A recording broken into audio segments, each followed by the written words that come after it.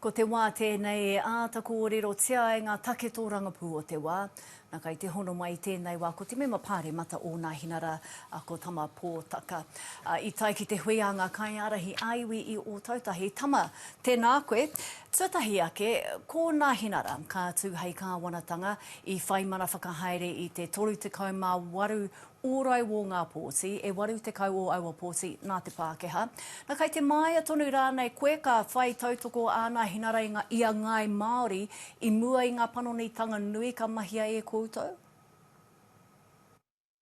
E tuku iti e rua noi o i tautoko mai kia mātou, engari koe rā te mano ka takoto, kia whai wāhi, kia whai hononga, kia whai hoki ki te whakapiki i te ohanga, i te ohanga Māori nei, i te ohanga o te motu nei, me te mea nei te whakaora, te whakaako hoki i te māturanga i tēnei wā koe rā ngā manu ka takoto kei mui te tangata. Aha ko he āhia, he Pākehā Māori rānei.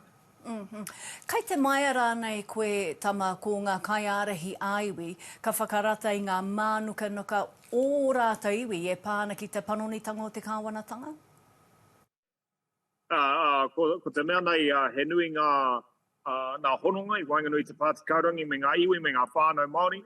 Ko tō mātou, ko te whakahere i tērā taura, kia pakari ai, kia kaha ai tērā taunga i taura i wainganui te Pāti Kaurangi me ngā iwi katoa o te motu. Aha ko kōwai, aha ko kōhea.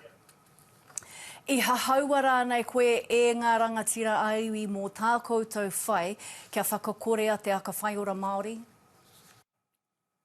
Kia uru mātou ki te ruma nui mō tērā rūnanga whakakotahi tanga o ngā iwi o Aotearoa, ka pōhehe au, ko te United Nations tērā wāhi.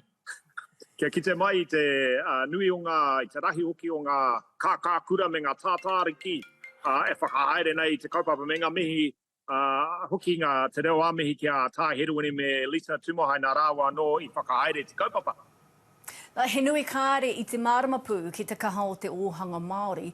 Kai te marama rānei tō rōpū, ka mutu he kaupapa here wā koutou e āhei atu ai te whakawhanake i te ohanga Māori? E nei momo ohu Māori, e kaha nei te whakawhanake i te ohanga o Māori nei, me te ohanga o Aotearoa nei.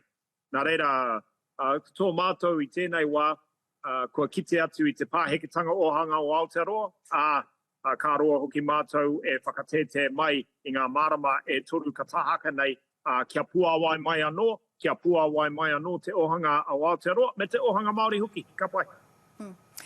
Nā kona minita take tiriti ōmua ko Doug Cramrell, ko Chris Finlayson i kite, me whai wāhi tōne te karauna ki te hāpai, ki te whakapū mau i ngā whakatauna tiriti kua whakatauria. Ki tō te tiro Tama ka haere tonu e nā mahi te arawhiti, ka puritia hoki tauatari? Well, ka tāria te wā ka mōio ko te anga whakamua i te kāwanatanga hau, kei a Kiritopa Luxon te mana whakarite mai i tērā kāwanatanga hau. Ka tai engari tō mātou me ngā pāti katoa e ngana nei ki te rarata ki te tau i ngā nawe tiriti a ngā iwi mō ngā mahi o ngā rautau ka huri nei. Nā reira, koe rā tō mātou me ngā pāti katoa e ngana nei e hia nei i tēnei wā kia tau te puehu ki e rā o me ngā kōkō raho tiriti i wainganui i ngā iwi me te karauna. Ka pai. Tama Pōtaka, tēnā koe i ngā kōrero.